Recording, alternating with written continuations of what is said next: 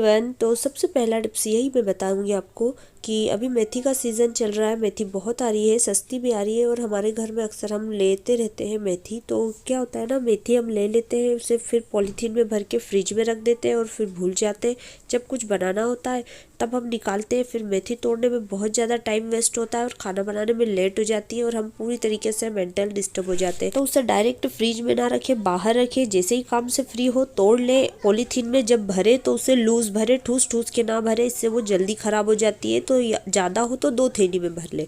Next tip सुनिए, बहुत काम का है। हमारे बच्चों की जो कॉपीज़ होती है ना, वो भर जाती है, लेकिन उसके बीच में कई बार ऐसे पेजेस छूट जाते हैं जो पूरी तरीके से ब्लैंक होते हैं। तो इस तरीके से इतने सारे पेज को हम पूरे वेस्ट तो नहीं जाने दे सकते।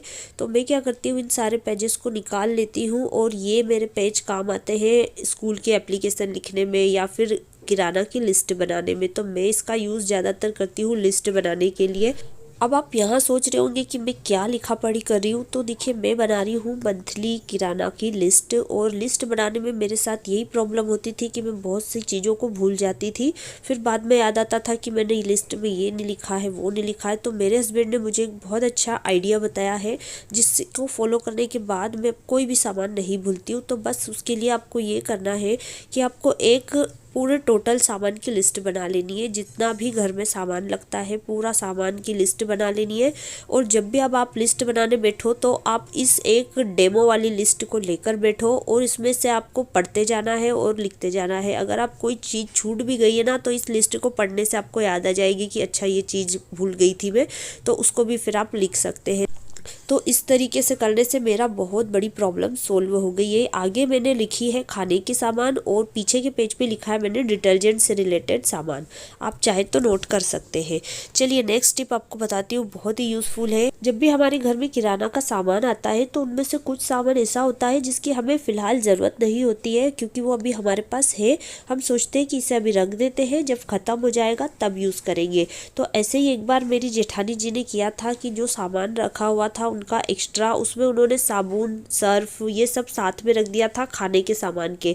तो कुछ दिन बाद जब उन्होंने खाने की चीज़ों का यूज़ किया तो उसके अंदर सारी स्मेल साबुन वगैरह की आ रही थी। तो कभी भी आप सामान रखें ना, तो साबुन, सर्फ, हैंड वॉश, ये सब खाने की सामान के साथ नहीं रखें, उसे अलग पॉलीथीन में डाल के एक अलग बैग में रखें।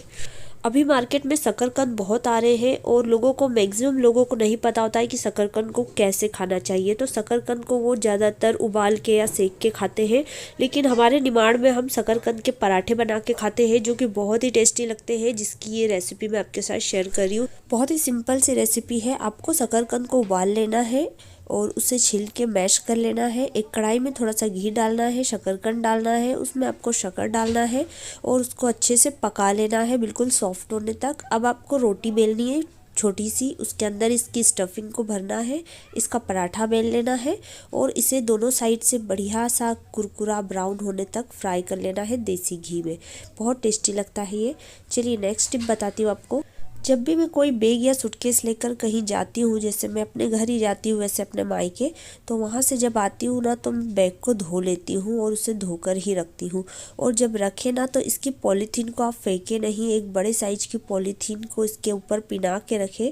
और अगर पॉलीथीन नहीं है आपके पास, गुम चुकी है, तो फिर आप इस टाइप का एक कॉटन का दुपट्टा लें, उसमें इसे रैप करके रखें ताकि ये गंदा ना हो। अब इस सूटकेस को मैं रखती कहाँ हूँ वो भी बता देती हूँ। तो एक और टिप बता दूँ कि जब भी बेड खरीदे ना, तो हमेशा ऐसा बेड खरीदे जिसके अंदर स्टोरेज बॉक्स हो, ताकि बहुत सारा सामान रख सके।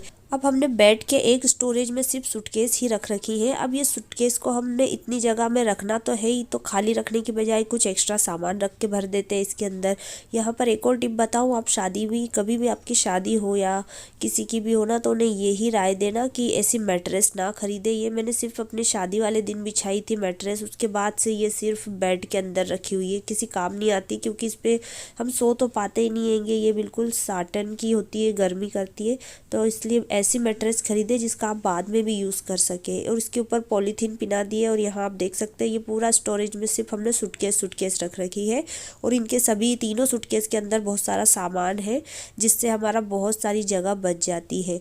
तो अगर आपको आज की वीडियो पसंद आई हो, प्लीज़ लाइक ज़रूर कर दें और सब्सक्राइब करना ना भूलें। Thank you.